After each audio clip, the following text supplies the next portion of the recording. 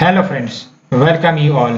आज हम vision IAS के 15 जून वाले डेली करंट अफेयर्स डिस्कस करेंगे। So let's move to our first article. Scientist finish sequencing 100% of human genome. आपको ही पता है काफी लंबे समय से ह्यूमन जीनोम सीक्वेंसिंग प्रोग्राम चलाए जा रहे थे डिफरेंट ऑर्गेनाइजेशंस प्लस कंट्रीज के द्वारा। इंडिया भी अपने ह्यूमन जीनोम सीक्वेंसिंग का जो प्रोग्राम है वो भी चला रहा है। और इसको समझने से पहले आपको थोड़ा सा बेसिक अंडरस्टैंडिंग होनी चाहिए कि जीनोम क्या है, डीएनए क्या है, आपका जो इंटरनल स्ट्रक्चर है सेल का वो क्या है। इसको थोड़ा सा समझना जरूरी है। हमें पूरे डिटेल में नहीं जाना है, लेकिन हाँ एक बेसिक अंडरस्टैंडिंग होनी चाहिए कि सेल के अंदर क्या होते हैं। आपको ही पता है every organism is made up of cell which is fundamental unit of life. तो देख सकते हो आप, अगर हम डीएनए स्ट्रक्चर के बारे में जाने तो सबसे पहले आपका सेल होता है और सेल के अंदर आपका न्यूक्लियस होता है। और न्यूक्लियस के अंदर भी अगर हम जाएं तो वी हैव द क्रोमोसोम। और जब हम क्रोमोसोम को इलोंगेट करते हैं तो बेसिकली हमें न्यूक्लियोसोम प्राप्त होता है। ये सब देख लो, ये सब जो है ये आपका न्यूक्लियोसोम है। और जो न्यूक्लियोसोम को बांधे हुए थ्रेड है उसे डीएनए कहते हैं। और जब इस थ्रेड को इलोंगेट किया जाता है तो इसके अंदर भी आपका एक स्ट्रक्चर निकलता है। और आप देख लो ये स्ट्रक्चर, और इस स्ट्रक्चर को हम जीन कहते हैं। और within the gene we have the base pairs, और इस बेस पेयर को हम ग्यूएनाइन कहते हैं, साइटोसिन कहते हैं, एडेनिन कहते हैं और थाइमिन कहते हैं। ये चार बेस पेयर पाए जाते हैं, है ना। और इसी से जो हमारा बॉडी है वो आपका फंक्शन करता है। जो भी आपके इंफॉर्मेशन स्टोर होते हैं वो डीएनए में स्टोर होते हैं। अकॉर्डिंगली जो उनकी फंक्शंस टारगेट करी गई है वो फंक्शन कंडक्ट करते हैं। इट इज सिंपली आप कह सकते हो कि जैसे आपका माइक्रो प्रोसेसर या प्रोसेसर होता है, उसी तरह से आपका डीएनए काम करता है कि उसको पता है कि वो कौन से इश्यू के लिए कौन सा फंक्शन करेगा। जिस प्रकार से आपका कंप्यूटर में इंफॉर्मेशन पहले से स्टोर कर दिए जाते हैं कि हाँ अगर ये प्रोग्राम रन किया जाए तो कौन से प्रोसेस एक्टिवेट होंगे, कौन सा फंक्शंस होगा। उसी प्रकार से हमारा बायोलॉजिकल स्ट्रक्चर भी डिजाइन है। और कहीं ना कहीं ये सब जो इलेक्ट्रॉनिक डिवाइसेस बनते हैं, आप समझ लो कि बायोलॉजिकल बॉडी जो होती है उसी के अनुसार बनाया जाता है। जैसे रोबोट हो गया तो रोबोट में आपका आर्टिफिशियल इंटेलिजेंस डाल दिया जाएगा तो उसको ह्यूमन लाइक रोबोट बना दिया जाता है। उसी प्रकार से डीएनए जो store house of the information होता है with in the body of an individual, तो उससे जो बॉडी के फंक्शंस है वो कंट्रोल होते हैं। और इसी डीएनए में अगर कोई एरर आ जाती है तो वेरियस डिजीज का सामना करना पड़ता है। तो ये आप बायोलॉजी में पढ़े होंगे या फिर जो आपने कोर्स किए होंगे इसके बेसिक्स के बारे में पढ़ा होगा। तो जो रिसर्चर्स हैं एट द टेलीमोर कंसोर्टियम, जो कि आपका इंटरनेशनल कोलैबोरेशन है, इन्होंने सीक्वेंस कर दिया है successfully the first complete human reference genome. और अगर हम बात करें जीनोम सीक्वेंसिंग की तो इसका मतलब जो एग्जैक्ट ऑर्डर होते हैं बेस पेयर्स के, हमने बेस पेयर्स का यहाँ पर चर्चा किया है। ग्यूनाइन, साइटोसिन, एडेनिन, थाइमिन, है ना। इन सब के बेस पेयर का जब हम एग्जैक्ट डिसाइफरमेंट करते हैं किसी भी इंडिविजुअल में तो हम कहते हैं कि हाँ we have done the genome sequencing. और जीनोम की अगर हम बात करें तो ये जीनोम जो है वो किसी भी ऑर्गेनिज्म का कंप्लीट सेट ऑफ डीएनए होता है, कंप्लीट सेट ऑफ डीएनए, है ना। और इसमें सारे क्रोमोसोम्स आ जाते हैं। इसमें तो हमने एक क्रोमोसोम की बात करी है ना, जीनोम में आपके वो सारे क्रोमोसोम आ जाएंगे जो डीएनए को हाउस करते हैं। डीएनए उसके अंतर्गत होती है, हमने डिस्कस किया है ना ये क्रोमोसोम। और उसको जब हम इलोंगेट करते हैं तो we find DNA and genes as well, जो कि आपका स्पेसिफिक सेक्शंस होता है डीएनए का, है ना। ये जो देख सकते हो आप, डीएनए को जब इलोंगेट किया गया तो ये जो स्पेसिफिक सेक्शन निकल कर आते हैं इससे हम जीन कहते हैं, है ना। और ह्यूमन जीनोम में आपका लगभग 3 बिलियन बेस पेयर्स होते हैं जो इंस्ट्रक्शंस प्रदान करते हैं making as well as maintaining a human being. Simple भाषा में कहें तो ये आपका जो है ह्यूमन बॉडी का प्रोसेसर होता है जिसमें वो सारे इंफॉर्मेशन होते हैं स्टोर्ड, जिसके आधार पर आपका बॉडी फंक्शन करता है। और बात करते हैं जीनोम सीक्वेंसिंग के बेनिफिट की, तो जीनोम सीक्वेंसिंग की मदद से जो भी जीनोमिक कॉजेज के कारण रेयर डिजीज अकर करते हैं, क्योंकि बहुत सारे जो डिजीज होते हैं वो आपके जेनेटिक डिजीज होते हैं। और जेनेटिक डिजीज के होने का कारण हो सकता है कि ये जो डीएनए में कुछ ना कुछ प्रॉब्लम आई है डेफिनेटली, इसीलिए आपका जो जेनेटिक डिजीज है वो काउज हो जाते हैं। तो जो genomic causes of rare disease है उसको आइडेंटिफाई किया जाएगा। अगर बेस पेयर जो करेक्ट ऑर्डर में अरेंज होना चाहिए वो करेक्ट ऑर्डर में अरेंज नहीं है तो हम लोग पता कर सकते हैं कि हाँ ये डिजीज का कारण बनेगा या फिर डिजीज का कारण है। as well as it will help in improving the understanding of how virus spreads and evolves, ये भी हम देख सकते हैं। एंड साथ ही साथ जेनेटिक म्यूटेशंस को भी हम आइडेंटिफाई करे जा सकते हैं। जेनेटिक म्यूटेशन का मतलब आपका सिंपल ये है कि जो कैरेक्टरिस्टिक्स है आपके जीन की वो उसमें जब ट्रांसफॉर्मेशन हो जाता है, जो पहले वो फंक्शन कर रहा होता है उससे हटकर कोई अगर दूसरा फंक्शन करने लग जाता है तो उसको हम जेनेटिक म्यूटेशन कहते हैं। और आपने सुना भी होगा कि किस प्रकार से वायरस, बैक्टीरिया ये सब जेनेटिक म्यूटेशंस करने में माहिर है। दैट्स व्हाई वैक्सीन की एफिशिएंसी जो है वो कभी कभी प्रभावित हो जाती है, और ये न्यूज में आप लगातार सुनते भी होंगे। As well as revealing the population level predispositions to diseases, ये बात हो जाती है। एंड देख लो वेरियस इनिशिएटिव्स जो लिए गए हैं जीनोम सीक्वेंसिंग के लिए अब तक, तो भारत की तरफ से we have the IndiGen program, जो council for scientific and individual research के द्वारा फंड करी जाती है, और इसके तहत होल जीनोम सीक्वेंसिंग लगभग 1000 इंडिविजुअल इंडियन इंडिविजुअल्स का किया जाएगा, जो लगभग डाइवर्स इथनिक ग्रुप्स जो भारत में बिलोंग करते हैं उसके सैंपल्स लिए जाएंगे और उसका एनालिसिस किया जाएगा। And we have the genome India project जो डिपार्टमेंट ऑफ बायोटेक्नोलॉजी चला रही है। इसके तहत 10,000 genetic sample from the citizens across India वो कलेक्ट किए जाएंगे to build a reference genome. And we have the human genome project, और ये याद रखना ये इंटरनेशनल यानी कि अंतरराष्ट्रीय रिसर्च एफर्ट है जो डीएनए सीक्वेंस को डिटरमाइन करेगा इंटायर ह्यूमन जीनोम के, और इसकी शुरुआत 1990 में हो गई थी, लेकिन ये प्रोजेक्ट कंप्लीट हो चुका है 2003 में। तो ये 2-3 प्रोजेक्ट जो चलाई जा रही हैं जीनोम सीक्वेंसिंग के लिए, ये आपको पता होने चाहिए। We have the IndiGen program, genome India project and human genome project, ये सब बात हमने डिस्कशन किया।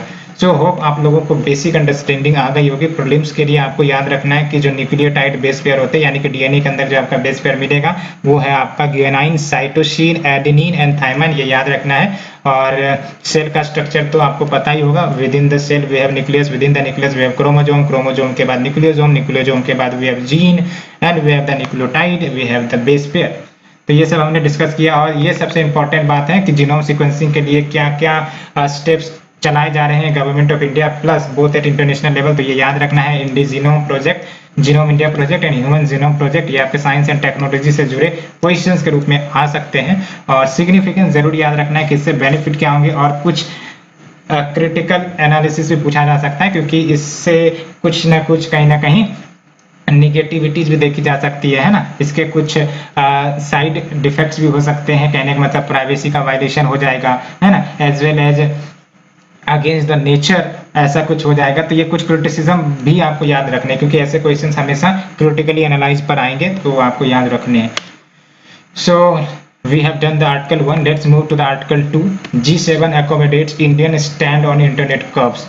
तो कल ही हम लोगों ने G7 समिट के बारे में टॉक किया था, G7 के बारे में हमने चर्चा किया था, जिसमें आपको सबसे पहली बात तो हमने ये बताई थी कि इंडिया और चाइना G7 देश के सदस्य, G7 ग्रुप के सदस्य नहीं है, बट इंडिया को इनवाइट किया गया था वर्चुअल समिट में, जो आपका G7 समिट ऑर्गेनाइज हुआ था, है ना।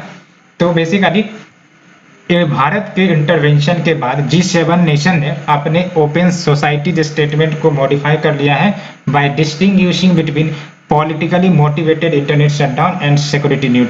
क्योंकि कहीं ना कहीं जो इंटरनेट शटडाउन किए जाते हैं, काफी ज्यादा चर्चा में रहा था भारत जब इंटरनेट शटडाउन किए गए थे, है ना। तो इंटरनेट शटडाउन के कारण तो बहुत सारे हो सकते हैं। एक तो कारण ये हो सकता है कि हमारी सिक्योरिटी को खतरा है तो हम इंटरनेट शटडाउन कर रहे हैं, तो ये तो तरीका है। दूसरी तरफ हम लोग जानबूझकर पॉलिटिकली मोटिवेटेड स्टेप्स के कारण इंटरनेट शटडाउन कर रहे हैं, तो ये दूसरा आपका वे हो सकता है ना। तो काउज बहुत सारे हो सकते हैं, तो डिस्टिंग्विश कर दिया गया है आपका politically motivated internet shutdown plus security needs के कारण जो आपका शटडाउन करने की जरूरत पड़ती है।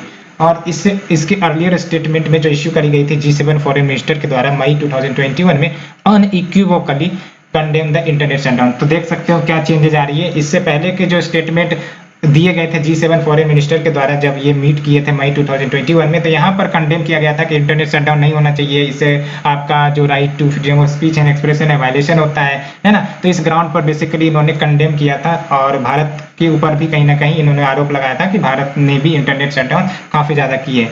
और अल्टीमेटली इंडिया ने डेफिनेटली अपोज किया था इस स्टेटमेंट को, क्योंकि कहा गया था कि इंटरनेट फ्रीडम्स तो हैं, बट ऐसा नहीं कि नेशनल सिक्योरिटी से परे है। जब नेशनल सिक्योरिटी आपका ताक पर रह जाएगी तो इंटरनेट फ्रीडम्स को भी रेस्ट्रिक्ट किया जाएगा, because national security should come first, है ना, as internet shutdown sometimes necessary हो जाते हैं for maintaining law and order and combating the communal violence. ये इंडिया के तरफ से स्टेटमेंट आया था। और ये जो आपका ओपन सोसाइटी जो स्टेटमेंट है, इसे साइन किया गया है G7 मेंबर्स के द्वारा प्लस गेस्ट कंट्रीज के द्वारा, जिसमें भारत भी शामिल है। और इसके तहत बेसिकली क्या इनकरेज किया जाता है, और ये याद रखना है, open societies statement recently seen in news is associated with G7 members, है ना। और इस स्टेटमेंट में क्या क्या बातें कही गई तो देख लो। सबसे पहली बात बोली गई ह्यूमन राइट्स फॉर ऑल, चाहे वो ऑनलाइन हो या ऑफलाइन हो, as set out in Universal Declaration of Human Rights and other human rights instrument, and साथ ही साथ opposition to any form of discrimination so that सारे व्यक्ति participate कर सके fully and equally in society।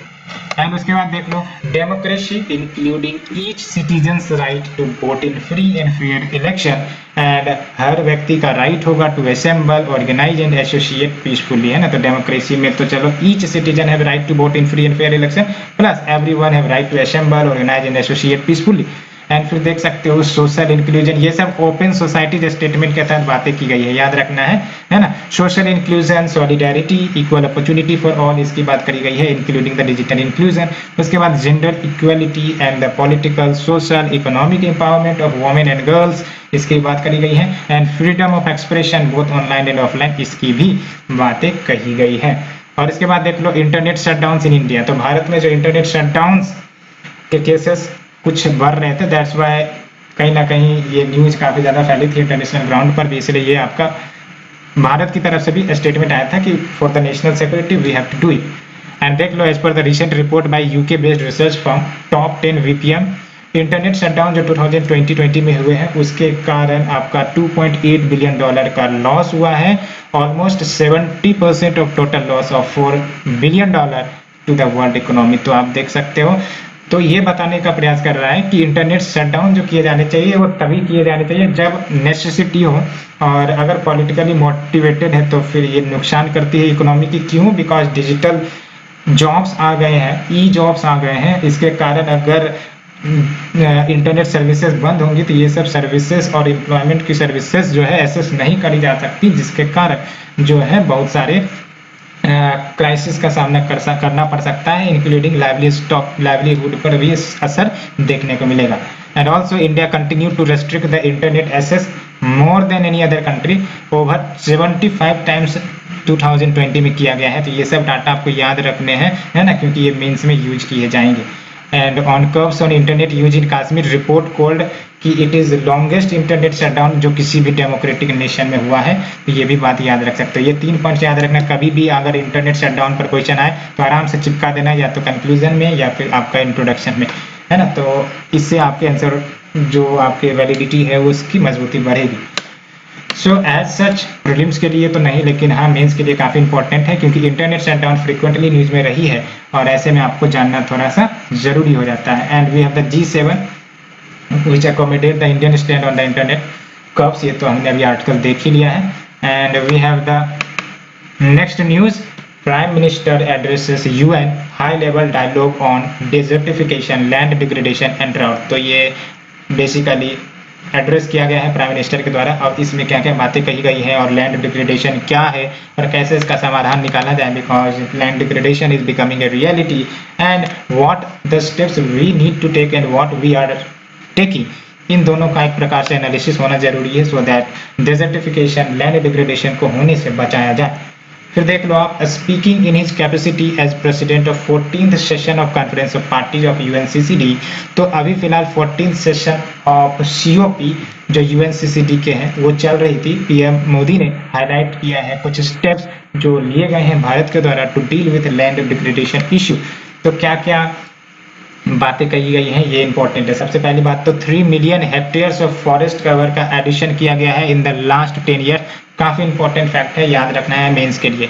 As well as restoration of 26 million hectares of degraded land by 2030 ये target रखा गया है, और इसे अचीव किया जाएगा। साथ ही साथ additional carbon sink of 2.5 to 3 billion tons of carbon dioxide equivalent. यानी कि कहने का मतलब ये है कि डिग्रेडेड लैंड लगभग 26 मिलियन हेक्टेयर्स का रिस्टोर कर दिया जाएगा 2030 तक। रिस्टोर करने का मतलब ये हुआ कि फॉरेस्ट्री करी जाएंगी, सो दैट जो एडिशनल कार्बन सिंक को क्रिएट किया जाए। कार्बन सिंक मतलब जो कार्बन जो एटमॉस्फेयर में निकलते हैं उसे एब्जॉर्ब किया जा सके, of 2.5 to 3 billion ton equivalent. तो ये दो इंपॉर्टेंट बातें याद रखना है मेंस के लिए। और अगर हम बात करें लैंड डिग्रेडेशन की, तो land degradation temporary, permanent, degeneration of productivity of land कह सकते हो। लैंड डिग्रेडेशन का मतलब क्या हुआ, या तो टेम्पररी हो सकता है या फिर परमानेंटली ही प्रोडक्टिविटी का डिग्रेडेशन हो जाए। कारण बहुत सारे हो सकते हैं, फिजिकल, केमिकल, बायोलॉजिकल फैक्टर हो सकते हैं ना। And presently around 29% of India's land वो डिग्रेडेड के कैटेगरी में है, ये भी इंपॉर्टेंट डाटा है। And the report suggest an economic loss of 2.5% of GDP because of the land degradation in India. क्यों? बिकॉज अगर लैंड डिग्रेडेशन है तो यहाँ पर ना एग्रीकल्चर होगी, ना यहाँ पर आपका कोई फैक्ट्री सेटअप करने के लिए आएगा जो रॉ मटेरियल के ऊपर आधारित होगा। तो इसके कारण ये जो ज़मीनें हैं वो ऐसे ही रह जाती हैं, अल्टीमेटली इससे कोई भी इकोनॉमिक बेनिफिट नहीं मिल पाता, जिसके कारण लगभग हमें 2.5% ऑफ जीडीपी का लॉस हो रहा है because of land degradation. And फिर देख लो, main processes responsible for it are soil erosion because of the water and wind and degradation of vegetation cover. And फिर देख लो, initiative taken toward prevention and restoration of land degradation. तो क्या क्या है? We have the soil health card scheme to prevent soil erosion, and we have the national level land degradation mapping by ISRO for better planning, and we have the national afforestation program to promote improvement or increase in forest cover। और अगर हम बात करें UNCCD की, तो देख लो UNCCD की अगर हम बात करें तो इसे 1994 में स्टैब्लिश किया गया था। It is the sole legally binding international agreement जो इन्वायरमेंट और डेवलपमेंट को लिंक करता है to sustainable land management. And ये एड्रेस करता है specifically the arid, semi arid and dry sub humid area, जिसको ड्राई लैंड कहते हैं, जहाँ पर some of the most vulnerable ecosystem and people can be found. And फिर देख लो एट COP 14 इन 2019, यानी कि जो कॉन्फ्रेंस ऑफ पार्टीज 14 हुई थी 2019 में, वहाँ पर दिल्ली डिक्लेरेशन साइन हुआ था बिकॉज ये कॉन्फ्रेंस दिल्ली में ही हुआ था, और इसे अडोप्ट किया गया था to focus on better access and stewardship over land with gender sensitive transformative project. ये बातें हो गई, ठीक है। सो ये हमने डिटेल से डिस्कस किया लैंड डिग्रेडेशन के बारे में, और कहीं ना कहीं काफ़ी इंपॉर्टेंट आर्टिकल है, कुछ इंपॉर्टेंट फैक्ट्स एंड फिगर्स आपको देखने को मिल रहे हैं, ये आपको याद रखने हैं। एंड फिर we have the next news, 86% national food security act beneficiaries brought under ONORC, यानी कि आपका one nation one ration card plan के तहत लाया गया है इन 32 स्टेट्स प्लस यूटी, और सेंटर ने ये सुप्रीम कोर्ट को स्टेटमेंट में जारी किया है, और ये स्टेटमेंट आपके लिए भी इंपॉर्टेंट है ना। तो सेंटर ने सुप्रीम कोर्ट को कहा है कि जो आपका इंटीग्रेशन है रिमेनिंग 4 स्टेट्स या यूटीज का, जिसमें आपका असम आ जाते हैं, छत्तीसगढ़, दिल्ली एंड वेस्ट बंगाल, ये डिपेंड करते हैं सम टेक्निकल रेडीनेस के ऊपर। जब तक ये स्टेट्स उन टेक्निकल रेडीनेस को सॉल्व नहीं करेंगे तो इम्प्लीमेंट करने में दिक्कतें आएंगी, और पोर्टेबिलिटी ऑफ राशन कार्ड्स जो है वो नहीं हो पाएगा। और सेंटर का जो रिप्लाई आया है वो तब आया है बिकॉज सुप्रीम कोर्ट ने सुओ मोटो मैटर की बात उठाई थी of providing food to migrate workers जो कोविड-19 पैंडेमिक के कारण प्रभावित हुए थे। तो इसलिए आपका ये one nation one ration card scheme आया है। और जब हम बात करते हैं one nation one ration card scheme की, तो इसके तहत nation wide ration card portability को लाया जाएगा। Nation wide ration card portability का सीधा मतलब है कि अगर आप किसी एक स्टेट से बिलोंग करते हो और आप PDS यानी पब्लिक डिस्ट्रीब्यूशन सिस्टम के बेनिफिशियरी हो, तो इवन आप दूसरे राज्य में भी चले जाओ, वहाँ पर भी आप उस PDS बेनिफिट्स का लाभ उठाओगे, वहाँ पर भी आपको चावल गेहूँ सस्ते में मिल जाएगा, प्रोवाइडेड कि आप जो है उसके बेनिफिशियरीज के रूप में एलिजिबल हो। तो ये होता है पोर्टेबिलिटी, कि कहीं पर भी चले जाओ with in India, you are able to access the benefits which are provided under public distribution system under the national food security act, है ना। तो one nation one ration card के बारे में हमने बताया, जिसके तहत nation wide ration card portability issue की जाएंगी under the national food security act, जिसके तहत राशन कार्ड होल्डर्स को फैसिलिटेट किया जाएगा lifting their food grains from any fair price shops of their choice without needing to obtain new ration card. And ये इसलिए किया जा रहा है कि जो बेनिफिशरीज हैं उनको डिनाई न किया जाए उनके राशन से, बिकॉज कि उनको दूसरे राज्य में है और दूसरे राज्य में इसलिए नहीं मिलेंगे, तो ऐसा ना हो। पोर्टेबिलिटी को लाने के लिए ये आपका लाया गया है ये one ration one card scheme. और 2011 के सेंसस के अनुसार there were 5.4 crore inter state migrants. और आपको अच्छे से याद रखना है कि जो one nation one ration card scheme है ये सेंट्रल सेक्टर स्कीम है। जी हाँ, सेंट्रल सेक्टर स्कीम है। ये कम्प्लीटली आपका यूनियन गवर्नमेंट की तरफ से फंडेड होगा, और इसका जो नाम है वो आपका integrated management of public distribution system यानी कि IMPDS के तहत आपका इम्प्लीमेंट किया जा रहा है। और अगर हम बात करें नेशनल फूड सिक्योरिटी एक्ट की, तो ये लीगल राइट प्रदान करते हैं टू द पर्सन जो एलिजिबल हाउस होल्ड हैं उनको फूड ग्रेन्स मिलते हैं सेंट्रल इश्यू प्राइस के रेट पर under the targeted public distribution system. और फिर आप देख लो प्रेजेंट सेंट्रल इश्यू प्राइस अगर देखा जाए तो राइस जो है बेनिफिशरीज को 3 रुपये पर केजी, वीट जो है 2 रुपये पर केजी एंड कोर्स ग्रेन आपके 1 रुपये पर केजी मिल जाते हैं। एंड कवरेज की बात करें तो देख लो 75% of the rural and 50% of the urban population ये आपका इस बेनिफिट्स में आते हैं। अप्रोक्स 81.35 करोड़ पर्सन कवर है अंडर द NFSA। तो ये हमने डिटेल से डिस्कस किया, काफी इंपॉर्टेंट आर्टिकल है क्योंकि ऐसे आर्टिकल्स को छोड़ा नहीं जा सकता। One nation one ration card काफी ज्यादा चर्चा में रहती है, तो इनके प्लस इसके माइनस आपको पता होने चाहिए, इस स्कीम के बेनिफिट्स और इसके बेसिक्स के बारे में पता होना चाहिए। Let's move to the next article. RBI releases consultative document on regulation of microfinance. तो बेसिकली ये जो कंसल्टेटिव डॉक्यूमेंट RBI के द्वारा रिलीज किया गया है, इसका प्राइमरी ऑब्जेक्टिव वो ये है कि जो कंसर्न्स हैं related to over indebtedness micro finance borrowers को हो रही हैं उसको कैसे डील किया जाए, साथ ही साथ इंटरेस्ट रेट को कैसे डाउन किया जाए माइक्रो फाइनेंस सेक्टर में, क्योंकि one of the problem of micro finance sector के इंटरेस्ट रेट काफी ज्यादा होते हैं जिसके कारण जो लोन या क्रेडिट लेने में एक प्रकार से हिचकिचाहट होती है और इसके कारण कहीं ना कहीं जो प्रॉफिटेबिलिटी है वो असर पड़ जाती है। तो ये जो कंसल्टेटिव पेपर है has come over a decade, जब मेलगाम कमेटी रिपोर्ट 2011 में आई थी ये माइक्रो फाइनेंस रेगुलेशन के ऊपर, इसके बाद ये आपका आया है। एंड जो माइक्रो फाइनेंस की अगर हम बात करें तो नाम से पता चल रहा है micro finance economic development tool कह सकते हो, जो गरीबों को असिस्ट करता है कि वो कैसे पॉवर्टी से बाहर निकल सकते हैं। और इसमें बहुत सारे बेनिफिट्स दिए जाते हैं, जैसे आप क्रेडिट अवेल कर सकते हो, एज वेल एज आप सेविंग कर सकते हो, इंश्योरेंस की फैसिलिटी अवेल कर सकते हो, मनी ट्रांसफर, काउंसलिंग, बहुत सारे एक प्रकार से सर्विसेज इसमें आ जाते हैं। और जो डिफरेंट प्लेयर्स है जैसे NBFCs, NBFCs यानी कि नॉन बैंकिंग फाइनेंशियल कंपनी, जिसमें आपका माइक्रो फाइनेंस इंस्टीट्यूशंस आ जाते हैं, commercial banks, RRBs, non government organisation, ये सब माइक्रो लेंडिंग भारत में करती हैं। तो याद रखना है नॉन गवर्नमेंट ऑर्गेनाइजेशंस भी माइक्रो लेंडिंग करती हैं और commercial banks, regional rural banks, non governmental organisation तो करती है। और फिर अगर हम प्रेजेंट स्टेटस देखें तो माइक्रो फाइनेंस रेगुलेटरी फ्रेमवर्क ये सिर्फ और सिर्फ NBFC MFIs के ही ऊपर लागू होती है, इसको याद रखना है। Controlling over 30% of the 2.4 lakh crore market, तो ये अच्छे से याद रखना है आपको।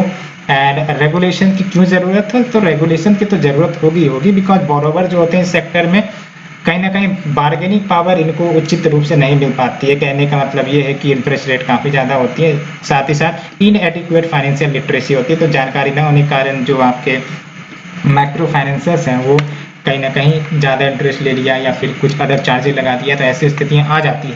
माइक्रो फाइनेंस सेक्टर एक इम्पॉर्टेंट टूल है for financial inclusion and impetus it provides to the unorganized sector by driving businesses, creating jobs and creating opportunities for low income household by providing access to credit।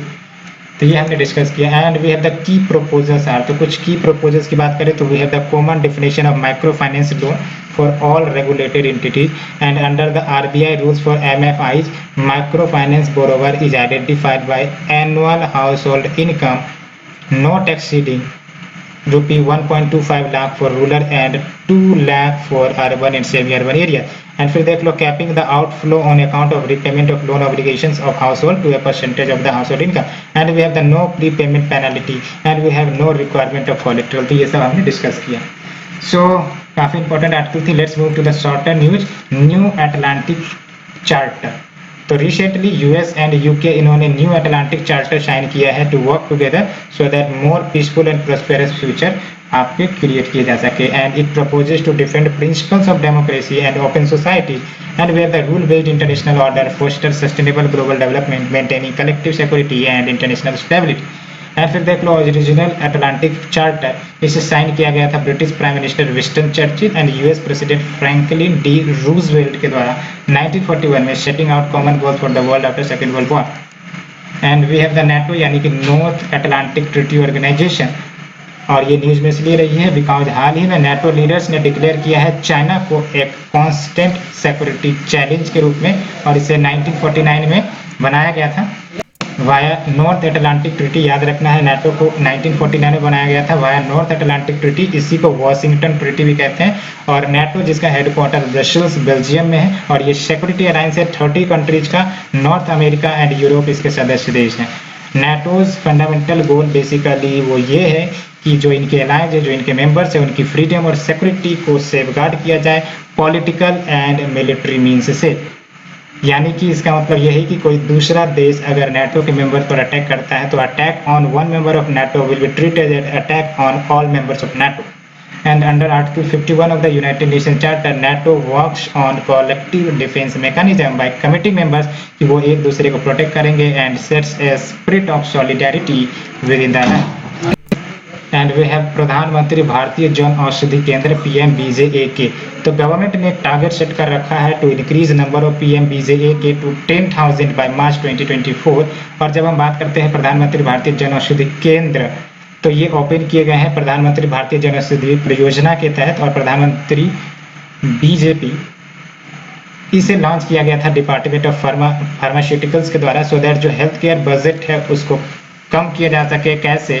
Quality generic medicine प्रदान करके at affordable prices. And under the PMBJP सारे districts जो है वो cover होंगे, India के सारे districts. और एलिजिबल इंटिटीज की बात करें तो स्टेट गवर्नमेंट या कोई भी ऑर्गेनाइजेशन या reputed NGO, trust, private hospitals, charitable institutions, ये सब है।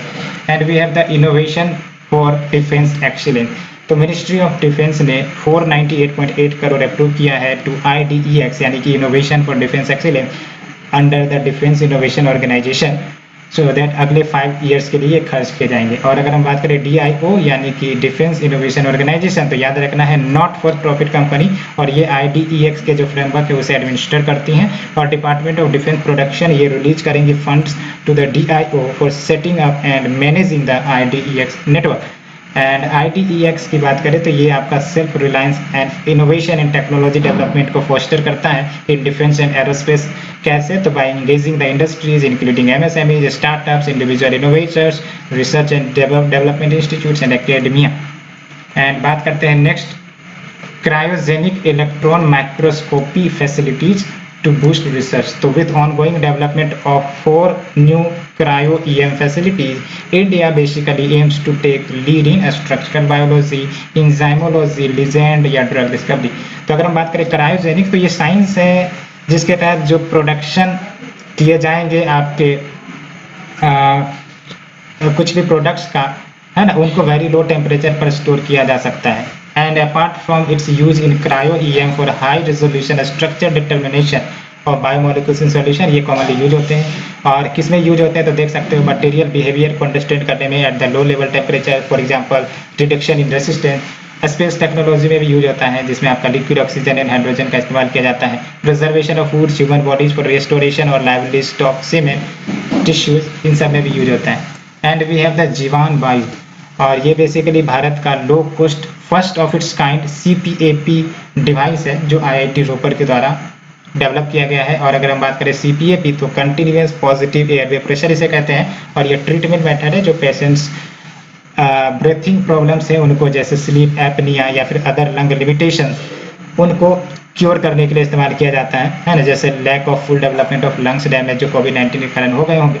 और ये फंक्शन करते हैं इवन विदाउट इलेक्ट्रिसिटी, एंड जो अडॉप्ट होते हैं to both kinds of oxygen generation unit that is O2 cylinders and oxygen pipeline जो हॉस्पिटल्स में यूज होते हैं। एंड फिर देख सकते हो वी हैव द भारतला शुष्तापानी। तो भारतला शुष्पानी ये आपका कार्निवोरस रेप्टाइल, अच्छे से याद रखना, जो लगभग 240 मिलियन ईयर एगो रह रहे थे, और इसको बेसिकली लार्जेस्ट प्रेडेटर जो है इकोसिस्टम का क्रेडिट दिया गया है। और ये आपका जीनस एंड स्पीसीज जो भारतीला शुष्तापानी, पहले ये जीनस नहीं पता था लेकिन अब इसी जीनस का ये बिलोंग करता है आपका। और तेलुगु में भरी मीन्स यूज, ताल मीन्स हेड, एंड शुशुस is the name of the Egyptian crocodile headed deity. And जो फॉसिल्स है उसको फाउंड किया गया है on the rock of Yerrapalli formation, that is rock formation in the Pranhita Godavari basin in Telangana. And we have the Raja Parba. तो recently prime minister ने greet किया है people of Odisha on the occasion of Raja Parba, और राज पर्व को ही मिथुन संक्रांति कहते हैं। 3 दिन का ये फेस्टिवल होता है which celebrates womanhood in Odisha. और कहा जाता है कि during this period mother earth menstruates and अपने आप को तैयार करती है for future agricultural activities with the arrival of monsoon. और पीपल वर्शिप करते हैं गॉडेस भूदेवी को, जो कि वाइफ है लॉर्ड जगन्नाथ के। And womens are given a break from household work and people abstain from walking barefoot on the earth to respect the god. तो ये हमने कंप्लीट डिस्कशन किया है। यहाँ पर कुछ नोटिफिकेशन से देख सकते हो जो जून 13-14 न्यूज आर्टिकल आया था, जिसमें लिखा गया था PM attended virtual outreach session और G7 summit announcement on infrastructure plan to revival China's belt and road initiative. ये दिया गया है under build back better world partnership, जो कि value driven high standard and transparent infrastructure partnership है led by major democracy to help narrow the $40+ trillion infrastructure need developing world को which has been accelerated by कोविड-19 pandemic. तो ये आप सुधार सकते हो, ऐसे तो कोई नहीं। सो ये थी हमारी आज की डिस्कशन। होप आप लोगों को पसंद आई हो। अगर पसंद आ रही है तो प्लीज लाइक शेयर सब्सक्राइब जरूर करें। Thank you friends, thank you very much.